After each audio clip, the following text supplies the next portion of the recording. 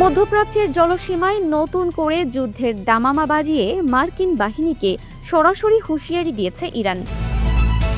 দেশটির নৌবাহিনীর এক শীর্ষ কমান্ডার সাফ জানিয়েছেন, মার্কিন বাহিনী যদি তাদের ক্ষেপণাস্ত্রের আওতায় আসে তবে নিশ্চিতভাবে চূড়ান্ত আঘাত হানা হবে।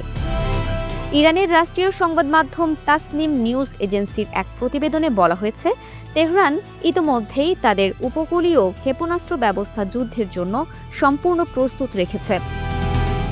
ইরানি কমান্ডারের দাবি অনুযায়ী তাদের কঠোর সামরিক মহড়া ও ক্ষেপণাস্ত্র তৎপরতার মুখে মার্কিন শক্তিশালী রণতরী ইউএসএস আব্রাহাম লিঙ্কন ইরানি জলসীমা থেকে শত শত মাইল দূরে সরে যেতে বাধ্য হয়েছে। তিনি আরও দাবি করেন যে বর্তমানে হরমুজ প্রণালীর পূর্বাংশ থেকে শুরু করে ওমান উপসাগর পর্যন্ত বিস্তীর্ণ জলসীমা এখন ইরানের নৌবাহিনীর সম্পূর্ণ নিয়ন্ত্রণে রয়েছে।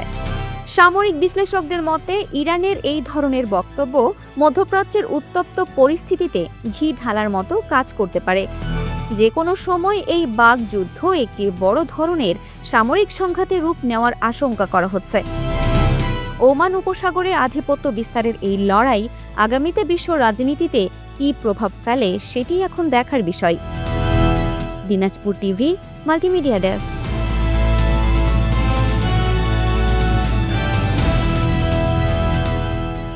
দিনাজপুর টিভি, মানুষের জীবনের কথা বলে।